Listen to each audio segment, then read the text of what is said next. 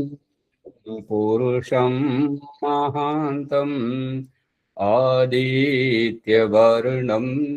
तमसा परस्तात् तमेव विदित्वा अतिमृत्युमेति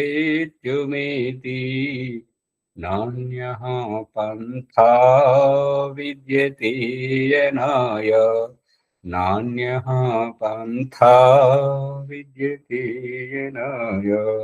ఓం శాంతి శాంతి శాంతి. ఓం సత్యారి ప్రకాశము అధ్యాత్మ సత్సంగానికి వచ్చేసినటువంటి వారందరికీ నమస్తే, స్వాగతం, సుస్వాగతం. సువర్చలమ్మ గారు జీవాత్మ పంచమహాభూతాలు అన్న ఔషధుల ద్వారా అన్నరసంతో శుక్రముగా తయారయ్యేది తండ్రి శరీరంలో కాదు, పురుష శరీరంలో. తండ్రి ఎవరికి? తల్లడిల్లే వారికి. తల్లి ఎవరికి? తల్లడిల్లే వారికి. వారు ఎవరి కోసం తల్లడిల్లుతున్నారు? భాష పురుష శరీరం, స్త్రీ గర్భాశయం అని రావాలి. పుట్టిన తర్వాత పుట్టినటువంటి శిశువు గురించి తల్లి తండ్రి అనబడతారు. లక్ష్మణ్ గారు ఇంటిలో గృహ సదస్యుడు, నగరానికి నాగరికుడు. అంతేగాని బయటకు వెళ్ళి వచ్చినప్పుడు బయట సమాజం గుర్తించేటువంటి వస్త్రధారణ వదిలివేయడం, ఇంటిలో మళ్ళీ సామాన్య వస్త్రాలు ధరించడం, ఇంటిలో సదస్యుడుగా ఉండడం. ఆ వస్త్రాలతోటే వార్డుకు మెంబరు, గ్రామానికి సర్పంచ్, జిల్లాకు కలెక్టర్, ఎమ్మెల్యే, ఎంపీ, మండలానికి ఎమ్మెల్యే, జిల్లాకు ఎంపీ, ముఖ్యమంత్రి, ప్రధానమంత్రి, రాష్ట్రపతి. ఈ రకంగా బయట సమాజానికి వస్త్రాలతోనే. ఇంటిలో కూడా మనం ఇంటిలోనైతే ఏ వస్త్రాలు వేసుకునే వాళ్ళు వస్త్రాలను లెక్క చేయరు. గృహ యజమాని, గృహ సదస్యుడు బయట నువ్వు ఎవరు అని ప్రశ్నించేటువంటిది ఈ దేహాన్ని లెక్క చేయట్లేదు. ఇప్పుడైతే వర్తమానంలో నేను ఫలానా అని చెప్పినా కూడా వినిపించుకోవట్లేదు. ఆధార్ కార్డు చూపెట్టు. పశువుల చెవుకు ఆ యొక్క ఈ పశువు ఫలానా వారిదని రిజిస్ట్రేషన్ నంబరు చెవుకు ఆ ముద్ర బిల్ల కొట్టినప్పుడు ఆ బిల్ల వల్లనే ఆధార్ కార్డు తోటి కనబడుతున్నటువంటి ప్రత్యక్షాన్ని కాదని కనబడని పరోక్షాన్ని అపేక్షించడం, చెప్పిన మాటలు వినకుండా ఆధార్ కార్డు చూపెట్టమనడం. చాలా మంచి లోతుగా గ్రహిస్తున్నారు. చిన్న చిన్న వీటిని సవరించుకుంటే చాలా బాగుంటుంది, అద్భుతమైన. ఇప్పుడు మన ప్రకరణంలోకి వెళ్తే సత్యార ప్రకాశం శ్రేష్ఠ సమోల్లాసం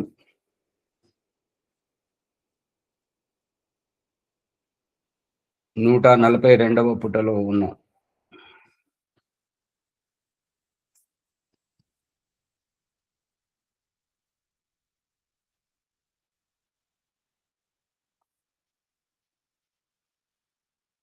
ఇక్కడ అది ఒక పదం వచ్చింది కదా, దానికి శ్రీనివాస్ గారు చెప్తున్నటువంటిది ఏంటంటే కందుకము అంటున్నారు.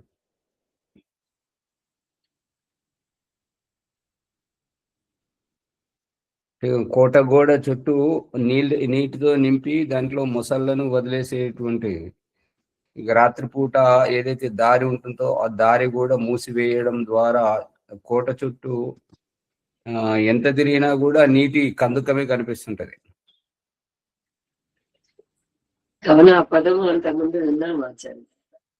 అది నాకు అంతగా దృష్టిలోకి రాలేదు.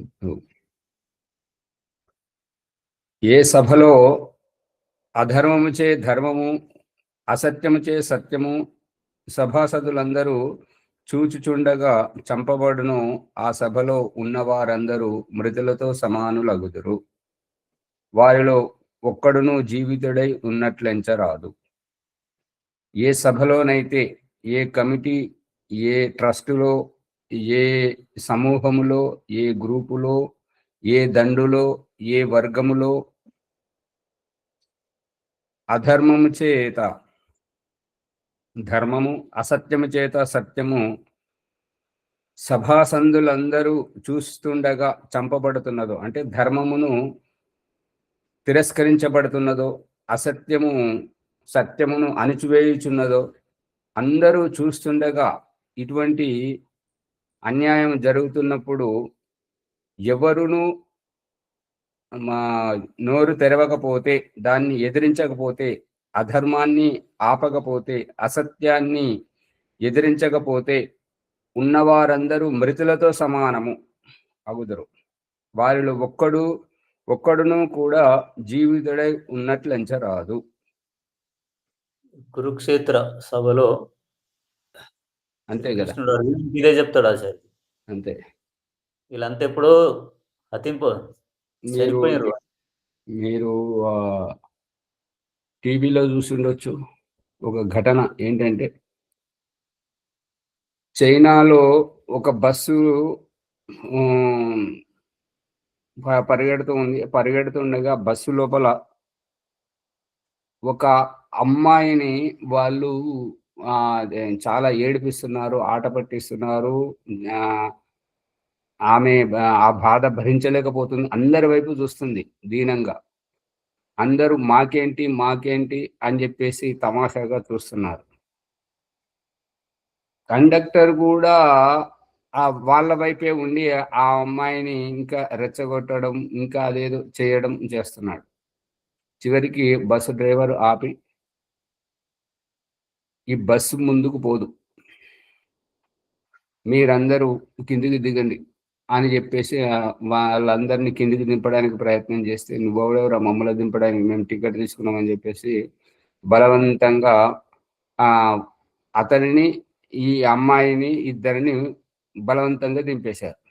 ఆ అమ్మాయి కూడా నేను దిగను నేను ఊరెళ్ళాలి అని బలవంత పడితే ఆమె ద్వారం దగ్గర వచ్చి దాన్ని పట్టుకుంటారు దిగలేకుండా గట్టిగా. ఆ డ్రైవర్ని అయితే మొత్తం బలవంతంగా నెట్టేస్తారు. నెట్టేయగానే బాంబు పేలిపోయింది బస్సులో. అది ఎవరికి తెలియదు, అందరు చచ్చిపోయారు.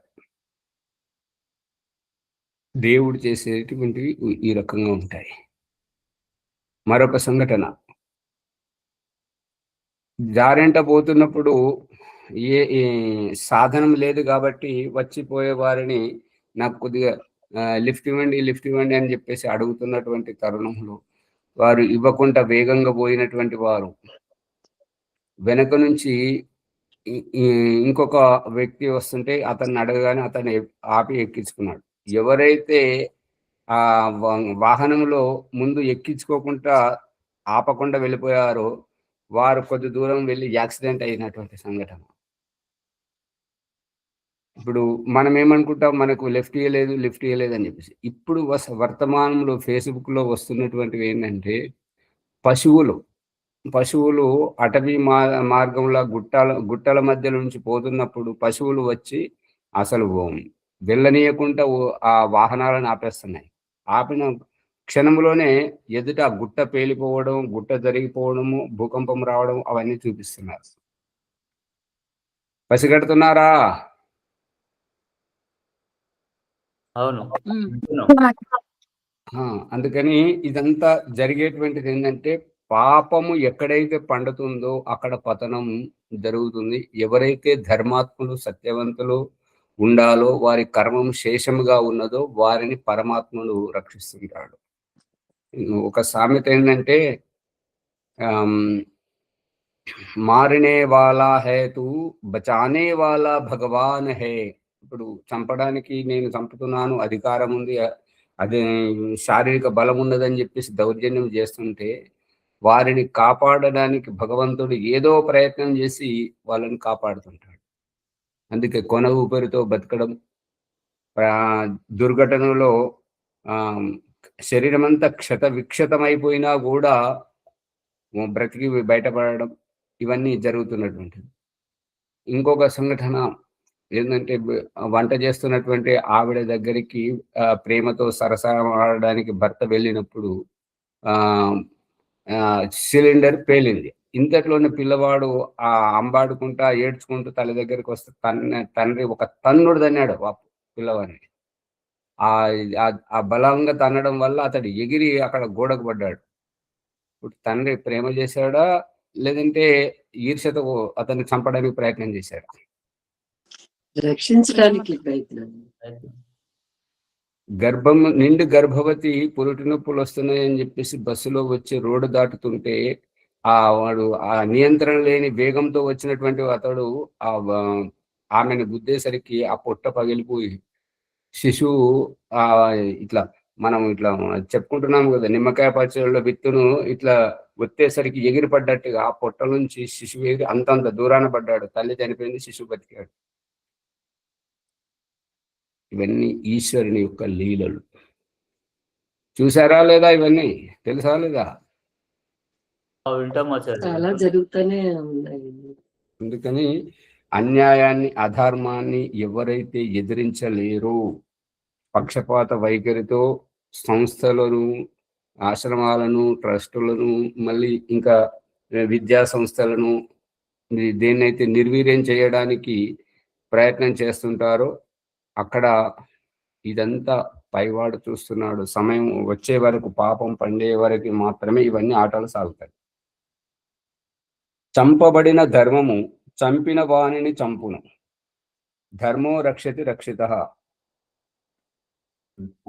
మన చేత రక్షించబడినటువంటి ధర్మమే మనల్ని రక్షిస్తుంటది.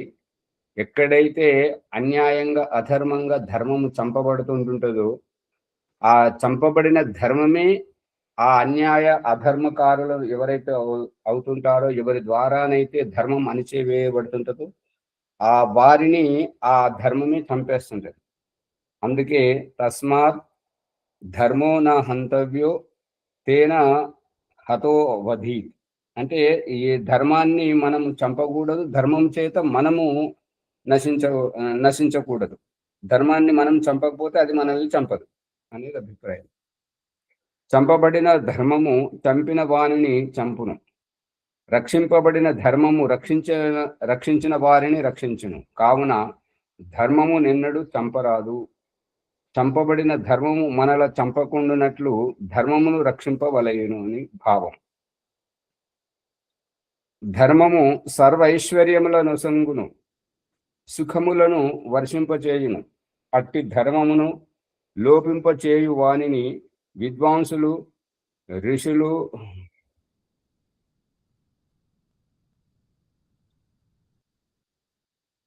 వృషలుడు అందరు. విద్వాంసుడు, వృషలుడు అందరు. ధర్మము సర్వైశ్వర్యములను వసంగుతుంటది, ప్రసాదిస్తుంటుంటది, సుఖములను వర్షింపజేస్తుంటుంటది. అట్టి ధర్మమును లోపింపజేయు వాడిని విద్వాంసులు, వృషలుడు అందరు. వృషలుడు అంటే దుష్టుడు, దుర్మార్గుడు అంటారు. ఎవరి చేతనైతే సంస్థ నిర్వీర్యం అవుతుందో, ఎవరి చేతనైతే సంస్థ సర్వనాశనం అవుతుందో, ఎవరి చేతనైతే అధర్మము పెట్టరేగుతుందో అటువంటి వారిని వృషలుడు అంటే దుష్టుడు, దుర్మార్గుడు అని అంటారు. నీచ శూద్రునిగా ఎంచెదరు. ఇంకా అంతేగాక నీచుడని, శూద్రుడని లెక్కిస్తారు. కావున ధర్మమును లోపింపజేయుట ఎవనికిని తగదు. ధర్మం కాకపోతే, మన వల్ల కాకపోతే మౌనంగా ఉండడం మంచిది, లేదా అక్కడి నుండి వెళ్ళిపోవడం మంచిది. అటువంటి స్థానానికి వెళ్లకుండా ఉండడం మంచిది. కానీ మన ఉపస్థితి దానిని సమర్థించినట్టు అవుతుంది. మాట్లాడకపోయినా మౌనంగా ఉంటే సమర్థించినట్టు అవుతుంటది. ఎదిరించకపోతే ఇంకా కావాలని ఆ కుట్రలో భాగస్థులైనట్టుగా అవుతుంటుంటాయి. అందుకని ధర్మమును, సత్యమును కాపాడడానికి సంసిద్ధంగా ఉండాలని అభిప్రాయం. ఈ లోకమున ధర్మం ఒకటియే సుహృద్ మిత్రము. ఈ లోకమున ధర్మం ఒక్కటే. సుహృదం అంటే మనల్ని బాగా అర్థం చేసుకున్నటువంటి, మన ఆత్మ కళ్యాణం గావింపజేసేటువంటి మిత్రము. మిత్రము అంటే స్నేహభావం. అందుకే ద్రౌపది అంటుంటాడు కదా, ద్రౌపది ఏమంటుంటదంటే, సఖా నువ్వు నన్ను కాపాడలేవా కృష్ణయ్య అని చెప్పేసి ఆమె వేడుకున్నప్పుడు మళ్ళీ అప్పుడు శ్రీకృష్ణుడు ఆమెను ఏదో రకంగా కాపాడినటువంటి భావము. ఇక ఎప్పుడైతే సంధి యుద్ధము జరగకుండా సంధి చేయాల్సిన సందర్భం వస్తే శ్రీకృష్ణుడు సాధ్యమైనంత వరకు యుద్ధము జరగకుండా సానుకూలంగా స్పందించేటట్టుగా ఇద్దరిని ఒప్పించడానికి ప్రయత్నం చేస్తుంటే, సఖా నీవు కూడా నా నా నగ్న శరీరాన్ని చూడడానికి ఇష్టపడుతున్నావా? అందుకే కదా ఒక అబల యొక్క అపమానాన్ని ప్రతీకారం తీర్చుకోకుండా ఒప్పించడానికి ప్రయత్నం చేస్తున్నావు. అంటే నీవు కూడా అటువంటి భావజాలం కలిగిన వాడివేనా? ఏ సభలోనైతే కృపాచార్యుడు, ద్రోణాచార్యుడు, భీష్మ పితామహుడు శిరస్సు వంచుకొని తమాషాను మానసిక ఆనందంగా ఉత్సాహపడి చూశారు కదా, ఇప్పుడు నువ్వు సంధి ఏర్పాటు చేసి ఒక అబల అపమానాన్ని సమర్థిస్తున్నావా సఖా అని కృష్ణుడిని అడుగుతుంటది. లేదు సఖి, నేను ఆ రకంగా చేయటం లేదు. కాకపోతే ధర్మాత్ములను కాపాడాలి, ధర్మమును నిలబెట్టాలి. మనకు దెబ్బ తగలొచ్చు, మనం ఓర్చుకోవాలి. పడ్డవాడు ఏనాటికి చెడ్డవాడు కాడు. మనము ఓర్పుతో ఉండాలి. లోకము చూస్తున్నది. ప్రతి చోట తొందరపడ్డట్టుగా మన వైపే ఉండకూడదు, మనమే తొందరపడకూడదు. మనలో సహనం ఉండాలి, ఓర్పు ఉండాలి. భగవంతుడు చూస్తున్నాడు, లోకము చూస్తున్నది. మనము ఏ విధముగాను ఈ యొక్క రాజ్యం యొక్క శూర వీరులు, ధర్మాత్ములైనటువంటి వారు అందరూ అధర్మ పక్షంనే ఉన్నారని మనం అనుకోకూడదు. మన వంతు ప్రయత్నం మనం చెయ్యాలి. ఈ యొక్క జరగబోతున్నటువంటి వినాశాన్ని మనం ఆపాలి అని శ్రీకృష్ణుడు ద్రౌపది చెప్తుంటాడు. మన వంతు ప్రయత్నం మనం చెయ్యాలి. అది సఫలం అవుతుంటుందా కాదా అనేటువంటిది తర్వాత విషయం. మనమైతే ప్రయత్నించాలి కదా. చేయకపోతే మనకు వాళ్ళకు తేడా ఏంటి? వాళ్ళు దౌర్జన్యం చేసి అధర్మాత్మలు అనిపించుకుంటున్నారు, మనం మౌనంగా వీక్షించి వాళ్ళని సమర్థిస్తున్నాం, అధర్మాన్ని సమర్థిస్తున్నాము, అన్యాయాన్ని సమర్థిస్తున్నాము, అసత్యానికి ప్రోత్సాహాన్ని ఇస్తున్నాము అని శ్రీకృష్ణుడు చెప్తుంటారు.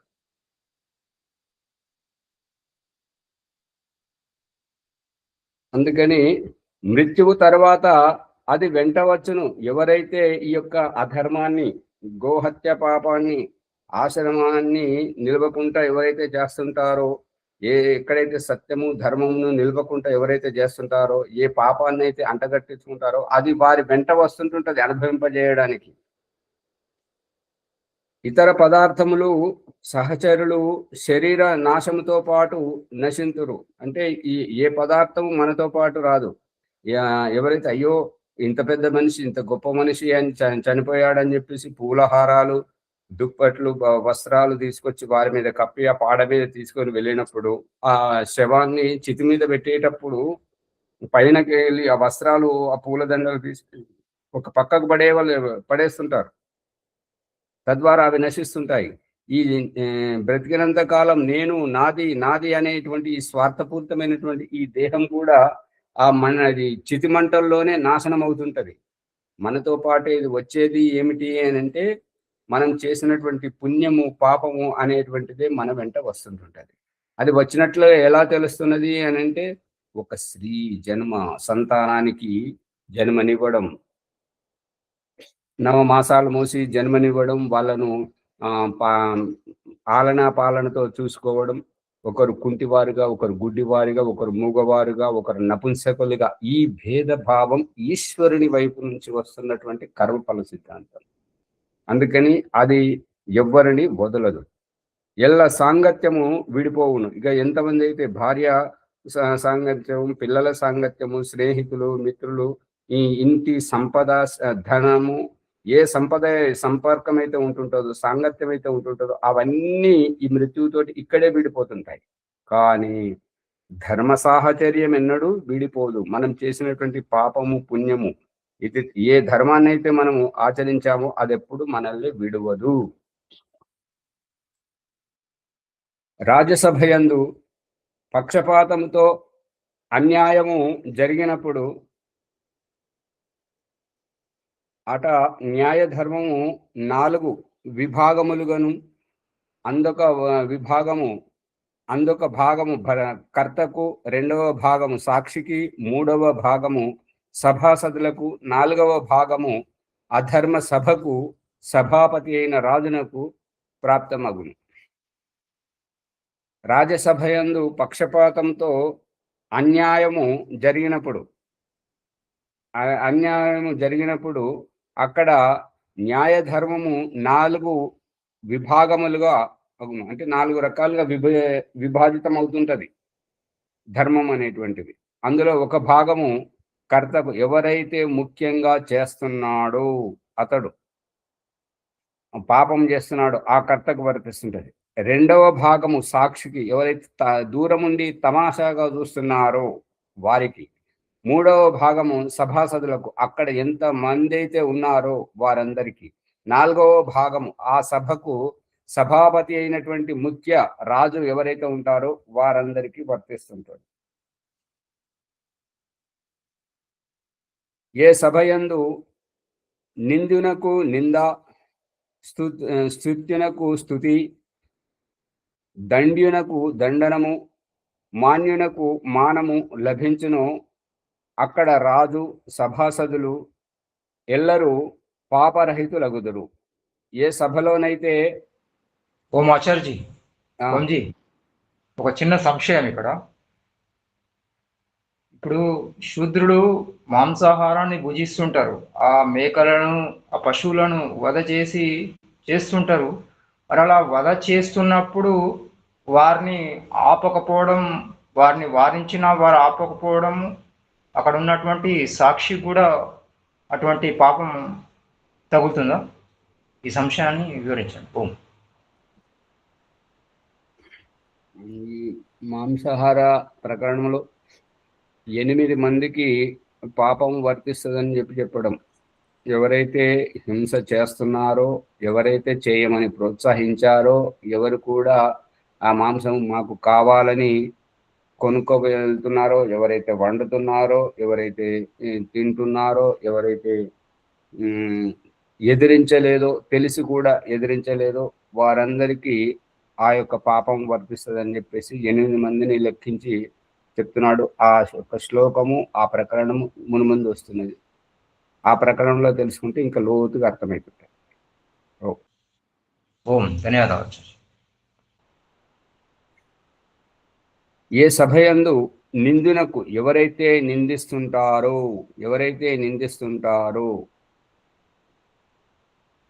నిందునకు నింద, నిందించబడే వారికి నింద. అంటే ఇప్పుడు ఈ యొక్క ఆశ్రమంలో నిర్మాణం పని చేస్తూ ఉంటే ఒక వ్యక్తి వచ్చి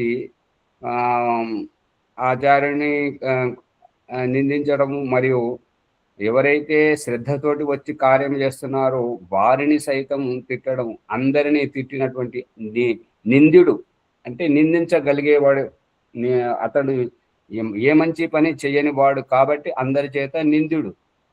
ఆ నిందునకు నింద, స్తుత్యునకు స్తుతి, ఎవరైతే మంచి పని, గొప్ప పని చేస్తున్నారో వారిని స్తుతించడం.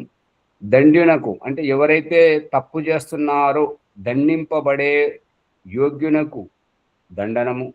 మాన్యునకు ఎవరైతే గౌరవింపబడాలో వారికి మానము అంటే గౌరవము లభించును, అక్కడ రాజు సభాసదులు ఎల్లరూ పాపరహితులగుదురు, పవిత్రులు అగుదురు. పాపము దానిని చేయు కర్తకే లభించును. అంటే వీటన్నింటిలో ఎవరైతే పాపం చేస్తారో వారొక్కరికే పాపము వర్తిస్తుంటుంది, మిగతా వారందరూ పాపరహితులు అవుతారు. సాక్షులు, ఇక సాక్షులను ఎట్లు చేసుకొనవలెనన్న విషయంలో చెప్తున్నారు. ఆప్తా సర్వేషు వర్ణేషు కార్యాః కార్యేషు సాక్షిణః సర్మధర్మాభిదో లుబ్ధా విపరీతాంస్తు వర్ణయేత్ స్త్రీణాం సాక్ష్యం స్త్రియః కుర్యుః ద్విజానాం సదృశా ద్విజాః శూద్రాశ్చ సంతః శూద్రాణాం అంత్యానాం అంత్యయోనయః సాహసేషు చ సర్వేషు స్థేయ సంగ్రహేణేషు చ వాగ్దండయోశ్చ పారుష్యే నా పరీక్షేత సాక్షిణః బహుత్వం పరిగృహ్ణీయాత్ సాక్షి ద్వైధే నరాధిపః సమేషు తుః గుణోత్కృష్టాన్ గుణిద్వైధే ద్విజోత్తమాన్ సమక్షదర్శనాత్ సాక్ష్యం శ్రవణాచ్చైవ సిద్ధ్యతి తత్ర సత్యం బ్రువన్ సాక్షి ధర్మార్థాభ్యాం నాఘీయతే సాక్షి దృష్ట శ్రుతా ధన్యద్ విబ్రువన్ ఆర్య సంసది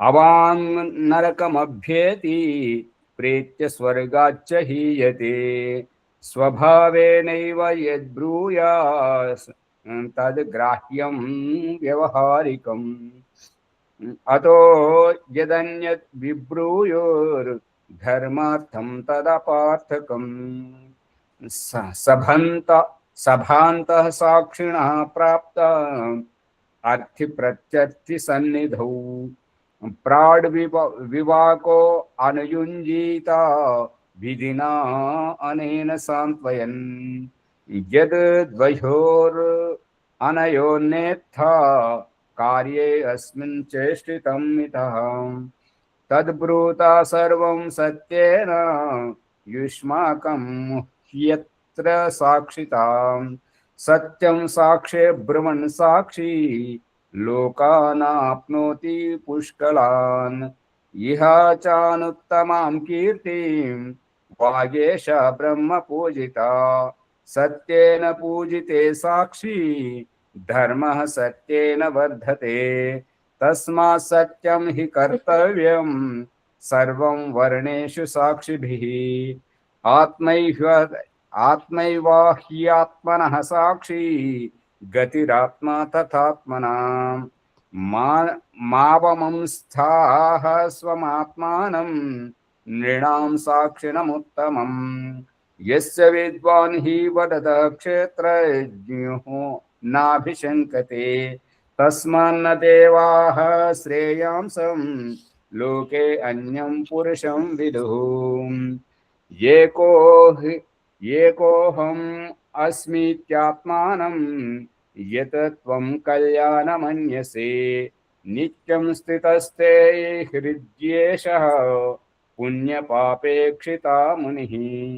మనుస్మృతి 8వ అధ్యాయము 63, 68, 72 నుంచి 75, 78 నుంచి 81, 83, 84, 96, 91 శ్లోకాలు.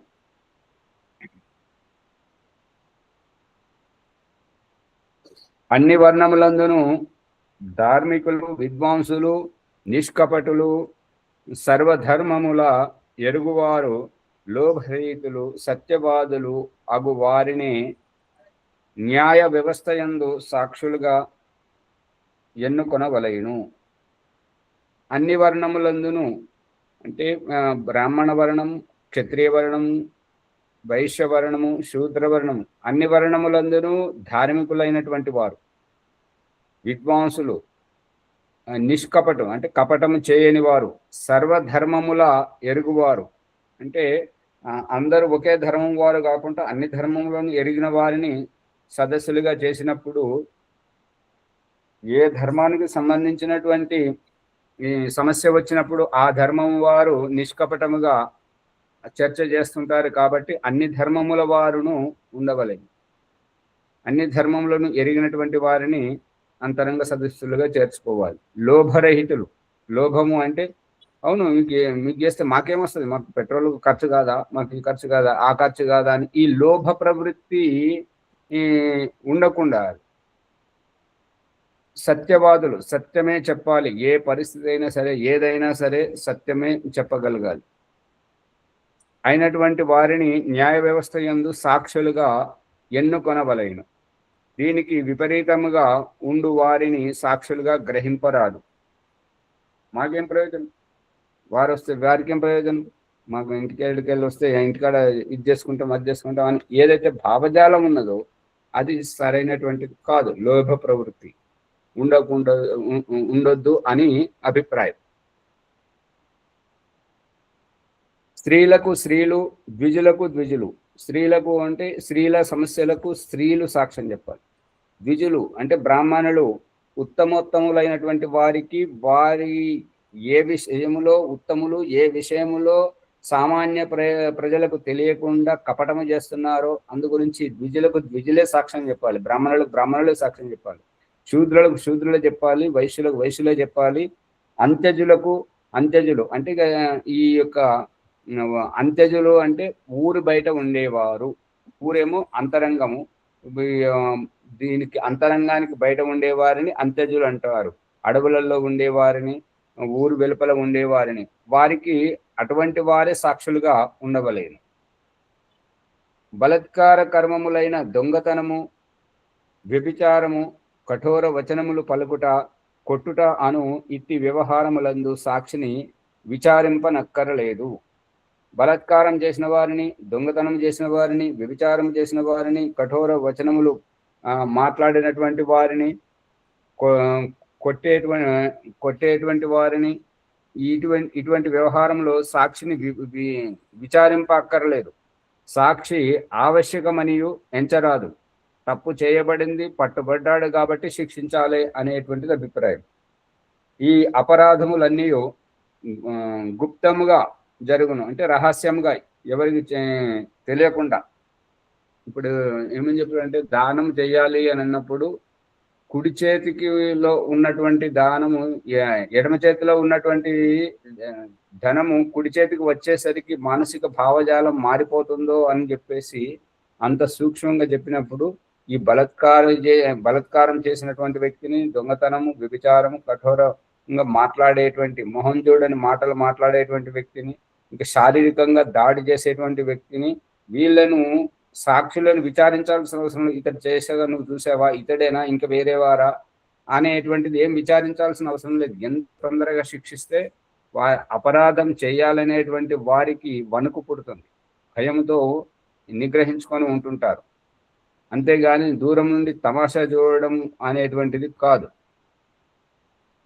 రెండు పక్షములందు సాక్షులుండినచో బహుసంఖ్యను అనుసరించి నిరుపక్షముల సమాన సంఖ్యలో సాక్షులున్న ఉత్తమ పురుషుల సాక్ష్యము అనుసరించి ఇరు తెగల సాక్షులు ఉత్తములైన పక్షమున ద్విజోత్తములు, మహర్షులు, ఋషులు అగువారి సాక్ష్యము అనుసరించి న్యాయం చేయవలెను.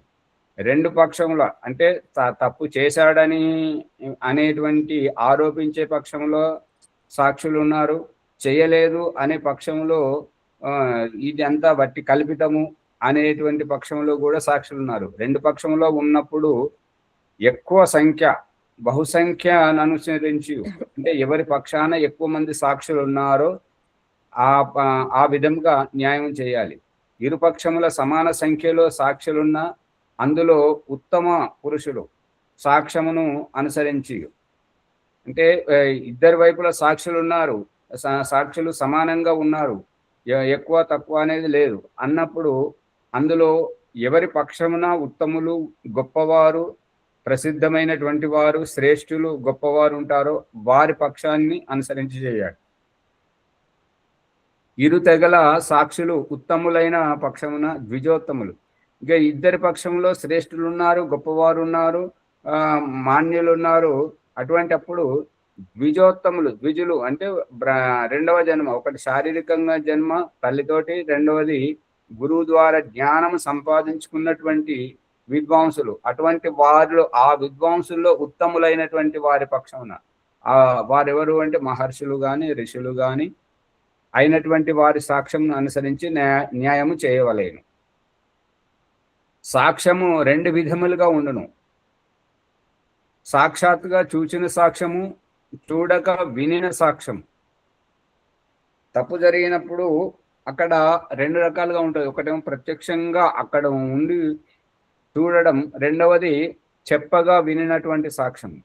ప్రశ్నించినప్పుడు సభలో సత్యమును చెప్పిన సాక్షులు దండ్యులు కాని ధర్మహీనులు కాని కారు. ఈ యొక్క చేయగా నువ్వు చూసావా, నువ్వు ఎట్లా చూసావు, నువ్వు ఎందుకున్నావు అక్కడ అని అతన్ని నిలదీసినప్పుడు ఆ సభలో సత్యం ఎవరైతే చెప్తుంటారో వారు దండిలో అంటే దండింప యోగ్య వారు అంటే శిక్షింప యోగ్యులైన వారు కానీ ధర్మహీనులు కానీ కారు. ఎందుకంటే వారు ధర్మపక్షమునే చెప్పారు, సత్యమునే చెప్పారు కాబట్టి వారిని ధర్మహీనులుగా నిలదీయడం మరియు వీరినే శిక్షించాలని చెప్పేసి వారిని శిక్షించకూడదు. అసత్యమును చెప్పిన సాక్షులను యథాయోగ్యంగా దండింపవలయను. అసత్యము చెప్పినప్పుడు వారిని శిక్షించకపోతే ఎవరైనా ఆ రకంగా అసత్య సాక్షులను తీసుకొచ్చి సత్యాన్ని అణిచివేయడం, ధర్మాన్ని అణిచివేయడం జరుగుతుంటది. కాబట్టి అసత్యం చెప్పేటువంటి వారిని తప్పనిసరిగా యథాయోగ్యంగా శిక్షించాలనేటువంటిది అభిప్రాయం. రాజసభయందు గాని ఉత్తమ పురుషుల సభలో గాని సాక్షి అయిన వాడు తాను చూసిన దానికి వినని దానికి విరుద్ధముగా చెప్పినచో అతని నాలుకను ఉత్తరింపవలయను. కత్తిరింపవలయన ఉత్తరింపవలయన. రాజ్యసభయందు ఉత్తమ పురుషుల సభలో గాని సాక్షి అయిన వాడు తాను చూసిన దానికి వినని దానికి విరుద్ధంగా చెప్పినప్పుడు అతని నాలుకను ఉత్తరింపడం ఏంటి? కత్తిరించాలి కదా, నాలుక కోసేయాలి కదా. అవును, తప్పు పడ్డట్టు. అది దాని కింద గీత పెట్టుకొని సవరించుకుంటారు. అతడు మరణించిన తదుపరి కూడా సుఖమును పొందజాలడు. ఎందుకంటే చూసిన దానికి విన్నదానికి భిన్నంగా చెప్తున్నాడు కాబట్టి అతడు మరణించిన కూడా సుఖమును పొందడు.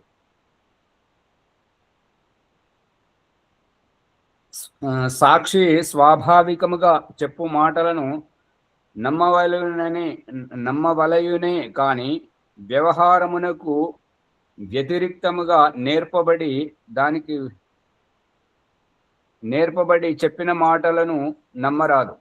సాక్షి స్వాభావికంగా చెప్పేటువంటి మాటలలో సహజంగా ఉంటాడు కాబట్టి అతని మాటలను నమ్మాలే కానీ వ్యవహారమునకు వ్యతిరిక్తముగా నేర్పబడిన అంటే నువ్వు ఇట్లా చెప్పు నువ్వు ఇట్లా చెప్తే నీకు ఇంత ఇస్తావు, ఇట్లా చెప్పు అని చెప్పేసి నేర్పించబడినటువంటి చెప్పిన మాటలను నమ్మరాదు. ఆ చెప్పిన మాటలను ఎట్లా అంటే అతడు కొద్దిగా భయాందోళనకు గురవుతుంటాడు, మరియు ఇక్కడ అక్కడ దిక్కులను చూస్తుంటాడు. ఎవరైతే నేర్పించారో వారి వైపు దృష్టి సారించడం ఇటువంటివన్నీ చేష్టలు చేస్తుంటాడు కాబట్టి అతని మాటలు నమ్మరాదు. అట్టి మాటలను న్యాయాధీశుడు వ్యర్థమని తెలుసుకొనవలెను. సభలో వాది ప్రతివాదుల ఎదుట సాక్షులు ప్రవేశించినప్పుడు న్యాయాధీశుడు ప్రాడ్ వివాకులు వకీళ్ళు సాక్షులతో సాంత్వన పూర్వకంగా ఇట్లు చెప్పవలేను. సభలో వాది ప్రతివాదుల ఎదుట సాక్షులు ప్రవేశించినప్పుడు న్యాయాధీశుడు, ఈ యొక్క న్యాయాధీశుడు అంటే జడ్జి, తీర్పు చెప్పేవాడు. ప్రాడ్ వివాకులు అంటే లాయర్లు, వకీళ్ళు సాక్షులతో సాంత్వన పూర్వకంగా ఇట్లు చెప్పవలేను. ఈ ప్రాడ్ వివాకులు అనేటువంటిది ప్రసిద్ధం కాలేదు. సంస్కృత పదము వకీల్ అనేటువంటిది ఉర్దూ పదం, లాయర్ అనేటువంటిది ఇంగ్లీష్ పదం, సంస్కృత పదం ప్రాడ్ వివాకు. ఇంజనీర్ను సంస్కృతంలో అభియంత అంటారు. మనకు ఇంజనీర్ అనేది ఇంగ్లీష్ పదమే అలవాటైంది. ఈ సంస్కృత పదాలను అలవర్చుకోవాలి. వారు సాక్షులు చెప్పినటువంటి అభిప్రాయాన్ని సాంత్వన పూర్వకంగా ఇట్లు చెప్పాలి. వారు చెప్పినటువంటిది ఇక ఎవరి పక్షాన అయితే ఏ ధర్మం పక్షంన లేదంటే ఆరోపణ పక్షంలో ఇద్దరు లాయర్లు ఉంటుంటారు కదా, ప్రాడ్వివాకులు ఉంటారు కదా, వారు వాళ్ళ సాక్షులు చెప్పినటువంటి అభిప్రాయాన్ని సాంత్వనపూర్వకంగా ఈ విధంగా చెప్పాలి.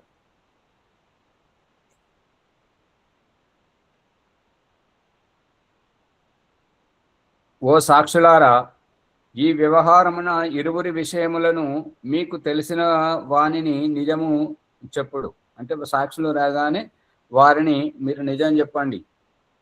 మీరి వ్యవహారమున సాక్షులై ఉన్నారు. ఇప్పుడు ఇవన్నీ ఏమి లేకుండా అయితే భగవద్గీతను తెచ్చి దీని మీద ప్రమాణం చేయమని చెప్పడం, లేదంటే వాళ్ళు అమెరికా వాళ్ళైతే బైబిల్ మీద, అరబ్ వాళ్ళైతే ఖురాన్ మీద, ఈ రకంగా దీని మీద ప్రమాణం చేసి చెప్పు, అంతా సత్యమే చెప్తానని చెప్పమని చెప్పేసి వీళ్ళు చెప్పిస్తారే తప్ప వారు చెప్పరు. వారు చెప్పేదానికి విలువ, వీళ్ళు చెప్పించేదానికి కాదు. వీళ్ళు చెప్పమన్నట్టు చెప్పడం ఇది నటన. మీరు చెప్పమన్నారు, నేను చెప్పాను. అర్థమవుతుందా? అవును సార్. ఇక్కడ మనస్ఫూర్తిగా సాక్షి తానే సత్యమే చెప్తానని చెప్పినప్పుడు అతను చెప్పే అవకాశం ఉంటుంది. అంతే. ఒక్కొక్కసారి మనకు ప్రసంగం ఎట్లా వస్తుందంటే, నేను సత్యమే చెప్తాను, నాకు ఈ వేదము కానీ, ఈ భగవద్గీత కానీ, రామాయణం, ఖురాను, బైబుల్ ఇవేం అవసరం లేదు, నేను చెప్పేది సత్యం చెప్తాను, మీకు నమ్మేది ఉంటే నమ్మండి, లేకపోతే లేదు. ఇటువంటి వాళ్ళు కూడా తారసపడతారు అప్పుడప్పుడు. ఓం ఆచార్జీ, ఇక్కడ విషయం లక్ష్మణ్ కి పట్టుబడలేదు ఆచార్జీ. ద్విజులకు ద్విజులే, అది మరి బ్రాహ్మణులకు బ్రాహ్మణులే, క్షత్రియులకు క్షత్రియులే సాక్షులు అంటే అది పట్టుకోలేకపోయాడు ఆచార్య. దానికి కారణం ఏంటంటే, బ్రాహ్మణుడు ఇప్పుడు దయానంద సరస్వతి ఈ రహస్యాన్ని చెప్పాడు. వ్యవహార భానువులు అంధేరి నగరి గవర్గండ్ రాజా, అక్కడ వాళ్ళు ఏంటంటే, ఒకడు దొంగతనం చేస్తే అతనికి శూలదండన విధిస్తాడు రాజు. ఆ శూలదండన విధించే రోజు అందరు అతన్ని చూడడానికి వస్తే ఆ శూలం పెద్దగా ఉంటుంది, ఆ తప్పు చేసిన వాడు బక్కగా సన్నగా ఉంటుంటాడు. అయితే ఇక రాజు ఏమంటాడంటే, అరే వీడు దీనికి సరిపోయేటట్లేడు, సరిపోయేవాడిని పట్టుకరానరా అని అంటాడు. వాళ్ళు ఊరంతా వెతికితే అందరు భయపడుకుంటూ ఇళ్ళలో ఉండి ఎవరు దానికి సహకరించారు. ఇక ఒకరు సలహా ఏమిస్తారంటే, ఊరు బయట ఆ పండితులు ఉన్నారు, పండితులను పట్టుకరండి, వాళ్ళు బాగా బలంగా ఉన్నారు, లావుగా ఉన్నారని అంటే అక్కడికి పోయి ఆ పండితులను పట్టుకొస్తే ఆ గురువైనటువంటి అతను శిష్యుడికి చెవులో ఏం చెప్తుంటాడంటే, సంస్కృత భాషలో, నేనే శూలదండానికి వెళ్తానని నేను పరిగెడతాను, నువ్వొద్దు గురుగారు, నేను శిష్యుడని ఉండగా మీరెట్లా పరిగెడతారని చెప్పేసి నువ్వు నన్ను లాగాలి, అరే నేను గురువుని పెద్దవాడిని ఉండగా నువ్వెట్లా పోతావురా అని చెప్పేసి నిన్ను లాగుతాను, మన ఇద్దరం ఇట్లా చేస్తాము అని చెప్పేసి అంటాడు. దీని పరిష్కారం ఏంటి గురువు గారు అంటే, నువ్వు అక్కడికి వెళ్ళినాక నువ్వే చూస్తావు కదా అని అంటాడు. ఆ రకంగా వాళ్ళిద్దరు కొట్లాడుకుంటున్నటువంటి వారిని ఆ యొక్క శూలదండన దగ్గరికి తీసుకొస్తే ఊరి ప్రజలందరూ చుట్టూ గుమిగూడి ఆ తమాషా చూస్తుంటారు. ఎంతకు ఆ శూలం మీదకి ఎవరు రారు అంటే, ఇప్పుడు మరి ఆ శూలదండన విధించేటువంటి వారు రాజుని అడుగుతారు, స్వామి మరి ఎట్లా వీరు నేనంటే పోటీ పడుతున్నారు, మరి ఇద్దరిని ఎక్కించమంటారా అంటే రాజేమంటాడంటే, లేదు, తప్పు ఒక్కడు చేశాడు కాబట్టి ఒక్కడనే ఎక్కించాలి, ఇద్దరిని ఎట్లా ఎక్కిస్తుంటారు అని అంటే, వాళ్ళు ఇద్దరు ఎట్లా కుస్తీ పడుతుంటారంటే అందరి మీద, ఒకరి కింద ఒకరి మీద పడుకుంటూ అది కుస్తీ పడుతుంటారు. చివరికి రాజా వచ్చి, వాళ్ళిద్దరిని దూరం చేయండి, మీరు ఎందుకు కొట్లాడుతున్నారు చెప్పండి అని అంటే, అప్పుడు వీళ్ళంతా నేను వెళ్తానని సంస్కృత భాషలో మాట్లాడుతున్నారు, వేరే భాషలో మాట్లాడతలేరు. అది ప్రజలకు అర్థమైతే వాళ్ళు ఈ రకంగా చేయరు. రాజు కూడా అర్థం కాక ఏమన్నారంటే, మీరు ఎందుకు కొట్లాడుతున్నారు, మాకు అర్థమయ్యేటట్టు చెప్పండి అంటే, స్వామి రాజుగారు ఈ సమయంలో మమ్మల్ని ఆపకండి, ఇంత మంచి అవకాశం రాదు, మాకు ఎంతో అదృష్టం కొద్ది వచ్చింది, మమ్మల్ని ఆపకండి అంటే ఏంటి చెప్పే వరకు మిమ్మల్ని వదిలేదు లేదని అంటే, స్వామి ఇక మీరు అడుగుతున్నారు కాబట్టి, మీరు రాజు కాబట్టి మీకు చెప్తున్నాం ఏంటి అంటే, ఈ సమయంలో ఎవరైతే శూలదండన పొందుతుంటారో వారు నేరుగా వైకుంఠానికి పోతుంటారు అనేసరికి, అప్పుడు రాజుకు తను ఎన్నో పాపాలు చేసిందని చెప్పేసి అందరూ అంటుంటారు కాబట్టి, సరే వాళ్ళని వదిలేండి, ఎవ్వరు కాదు అని చెప్పేసి తాను వెళ్ళి ఆ శూలం మీద కూర్చుంటే వస్తాడండి. అవ్వది అంటే ఇక్కడ చెప్పేటువంటి సారాంశం ఏంటంటే, వాళ్ళు సంస్కృత భాషలో మాట్లాడుకుంటున్నారు. ఆ సంస్కృత భాషను సంస్కృతం వచ్చిన వారికే వారి అంతరంగం తెలుస్తుంది కదా.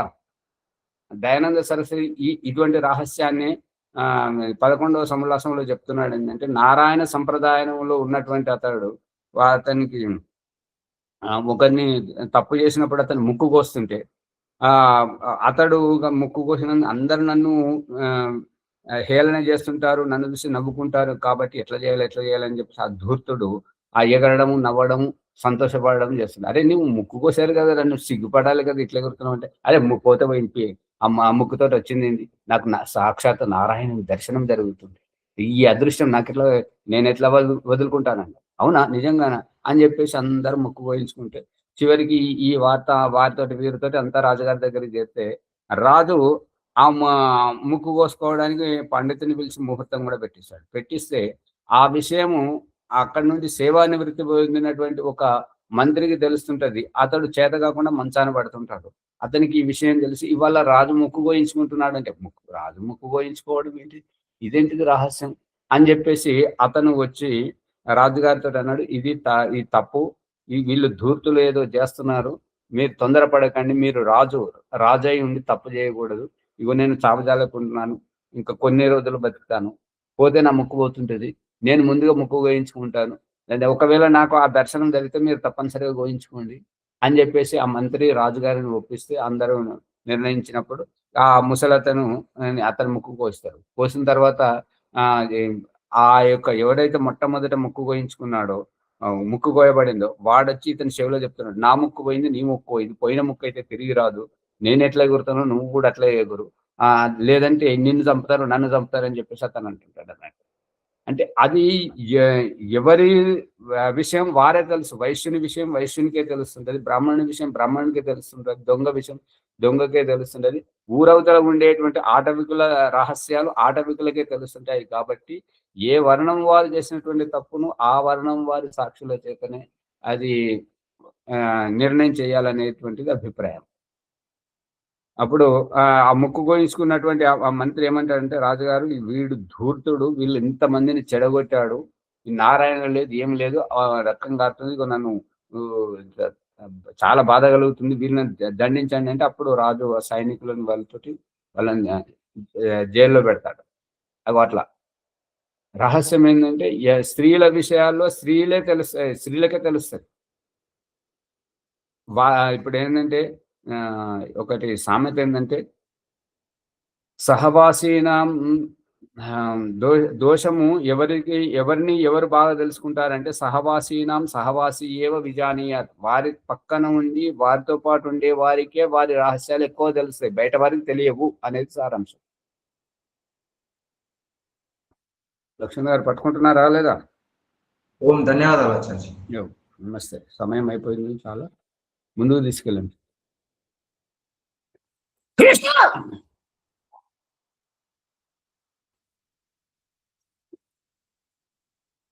ఎవరు లేరా? ప్రభాకర్ గారు ఉన్నారు, వారి ఛార్జింగ్ అయిపోయినట్టున్నది. సరే రాజమన్నమ్మ గారు మా ముందుకు చేయండి, సువర్తలమ్మ గారు ఎవరో ఒకరు చేయండి. ఇవాళ మన సత్యార్థ ప్రకాశం సత్సంగంలో చాలా విషయాలు తెలుసుకుంటున్నాము. ముఖ్యంగా రాజ్యసభలో ఎలా అనేటటువంటిది విషయాలు, సాక్షులు ఎవరు ఉండాలి, చెప్పినటువంటి సాక్ష్యాన్ని ఎలా తీసుకోవాలి అనేటటువంటి చాలా విషయాలు మనం నేర్చుకుంటాము. ఈ విషయాలన్నీ మళ్ళీ మళ్ళీ వింటూ గుర్తించి ఈ ఎపిసోడ్ని లైక్ చేసి షేర్ చేసి సబ్స్క్రైబ్ చేద్దాము. ఈ విషయాలను మనకు తెలియజేసిన ఆచార్యకి ధన్యవాదాలు. ఇవాళకి మరి సంఖ్య ఇవాళ మామూలుగా అయితే నాదే ఉందండి, ఎవరిని చేపిస్తారా మరి? లక్ష్మణ్ గారు చేపిస్తారా? అలాగే అమ్మా. అథ బ్రహ్మయజ్ఞం. లక్ష్మణ్ గారు మీ కెమెరాను సరిగా పెట్టుకోండి, మీరు అడ్డంగా పెట్టుకున్నారు. ఓం ఆచార్జీ ఛార్జింగ్ అయిపోతుంది ఆచార్జీ, స్విచ్ ఆఫ్ అయిపోతుంది. అయితే ఇంకొకరికి ఇవ్వండి మరి అవకాశం ఇంకొకరికి ఇవ్వండి అమ్మా. నేనే చేయిస్తాను, ఎవరైనా చేపిస్తే చేయించండి. రాజమణమ్మ గారు కానీ పుష్పమ్మ గారు కానీ ఎవరో ఒకరు చేయించండి. ఇక్కడ మీదే ఉన్నది కదా అమ్మా, మీరు చేయించండి. అత సంచయనగా బ్రహ్మ ఓం అమృతోపస్తరణమసి స్వాహా ఓం అమృతాభిధానమసి స్వాహా ఓం సత్యం యశస్రీర్మయి శ్రీకి శ్రీతాం స్వాహా. ఆచమన మంత్రం. ఓం శన్నో దేవి రవిష్టయ ఆపో భవంతు పీతయే సంయోరవిస్రవంతు నః. ఇంద్రియ స్పర్శ మంత్ర.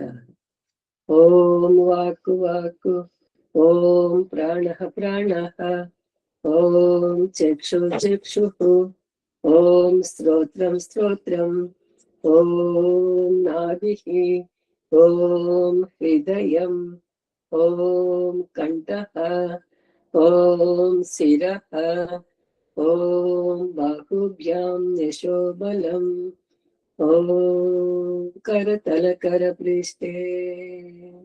మార్జన మంత్రం. ఓం భూః పునాతు శిరసి ఓం భువః పునాతు నేత్రయోః ఓం స్వః పునాతు కంఠే ఓం ఆప్ పునాతు హృదయే ఓం జనః పునాతు నాభ్యాం ఓం తపః పునాతు పాదయోః ఓం సత్యం పునాతు పునః శిరసి ఓం ఖం బ్రహ్మ పునాతు సర్వత్ర. ప్రాణాయామం. ఓం భూః ఓం భువః ఓం స్వః ఓం మహః ఓం జనః ఓం తపః ఓం సత్యం. మంత్రం. ఓం ఘృతం చ సత్యం చ వీతా తపసో చ జాయత తతో రాత్ర జాయత తతః సముద్రోర్నవః సముద్రాదర్ణవాదది సంవత్సరో అజాయత అహోరాత్రాణి విదదద్విశ్వస్య మిషతో వసి.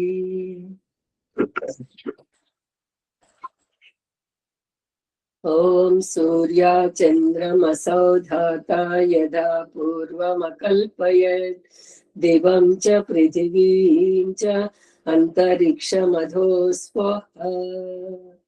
ఓం శన్నో దేవి రవిష్టయ ఆపో భవంతు పీతయే సంయోరవిస్రవంతు నః. మనసా పరిక్రమ మంత్రాః. ఓం ప్రాచీదిగగ్నిరధిపతిరసితో రక్షితాదిత్యా ఇషవః తేభ్యో నమో అధిపతిభ్యో నమ రక్షత్రిభ్యో నమ ఇషేభ్యో నమ ఏభ్యో అస్తు. యోస్మాన్ ద్వేష్టియం వయం విశ్వస్తంభో జంభే దద్మః దక్షిణాది ఇంద్రోధిపతిః స్థిరస్థిరాది రక్షితా పితర ఇషవః తేభ్యో నమో అధిపతిభ్యో నమ రక్షత్రిభ్యో నమ ఇషేభ్యో నమ ఏభ్యో అస్తు. యోస్మాన్ ద్వేష్టియం వయం విశ్వస్తంభో జంభే దద్మః ప్రదీచి దిక్కు వరుణోధిపతిః పృథాకు రక్షితాన్నమిషవః తేభ్యో నమో అధిపతిభ్యో నమ రక్షత్రిభ్యో నమ ఇషేభ్యో నమ ఏభ్యో అస్తు. యోస్మాన్ ద్వేష్టియం వయం విశ్వస్తంభో జంభే దద్మః ఉదీచి దిక్కు సోమోధిపతిః స్వజో రక్షితాస్య నిరిషవః తేభ్యో నమో అధిపతిభ్యో నమ రక్షత్రిభ్యో నమ ఇషేభ్యో నమ ఏభ్యో అస్తు. యోస్మాన్ ద్వేష్టియం వయం విశ్వస్తంభో జంభే దద్మః ధ్రువాదిక్కు విష్ణురధిపతిః కల్మాషగ్రీవో రక్షితా విరుద ఇషవః तेभ्यो नमो अधिपतिभ्यो नमो रक्षत्रेभ्यो नम यशेभ्यो नम येभ्यो अस्तु ह्योऽस्मान् द्वेष्टि यं वयं विश्वस्तं वो जिह्वे दद्मः ऊर्ध्वादिक्को बृहस्पतिरधिपतिः श्रित्रो रक्षिता वर्षमिषवः तेभ्यो नमो अधिपतिभ्यो नम रक्षत्रेभ्यो नम यशेभ्यो नम येभ्यो अस्तु योऽस्मान् द्वेष्टि यं वयं विश्वस्तं वो जिह्वे दद्मः उपस्थानमन्त्रः जातवेदसे सुनवाम सोममरातीयतो नीदहाति वेदः स नः पर्षदति दुर्गाणि विश्वानावेव सिन्धुं दुरितात्यग्निः चित्रं देवानामुदगादनेकं चक्षुर्मित्रस्य वरुणस्याग्नेः आप्राध्यावा पृथिवी अन्तरिक्षं सूर्यात्मा जगतस्तष्टुषश्च उदुत्यं जातवेदसं देवं वहन्ति केतवः दृशे विश्वाय सूर्यम् उद्वयं तमसः स्परिस्वाहा पश्यन्त उत्तरं देवं देवत्रा सूर्यमगन्मज्योतिरुत्तमम् तच्चक्षुर्देवहितं पुरस्तात् शुक्रमुच्चरत् पश्येम शरदशतं जीवेम शरदशतं श्रीयाम शरदशतं प्रब्रवाम शरदशतम् अधीनाः स्याम शरदशतं भूयस्य शरदशतात् ॐ सिन्नो देवीरभिष्टया आपो भवन्तु पीतये संयोरभिस्रवन्तु नः ॐ भूर्भुवः स्वः तत्सवितुर्वरेण्यं भर्गो देवस्य धीमहि धियो यो नः प्रचोदयात् హే జగదీశ్వర దయానిదే మీ అనంత కృప వలన మేము చేస్తున్న జప ఉపాసనాది కర్మముల మూలమున ధర్మ అర్థ కామ మోక్షములనని చతుర్విధ పురుషార్థముల సిద్ధిని ఈ జన్మ యందే సంప్రాప్తించుకుందుముగా ఈ జన్మ యందే సంప్రాప్తించుకున్నట్లు అనుగ్రహింతుగాక.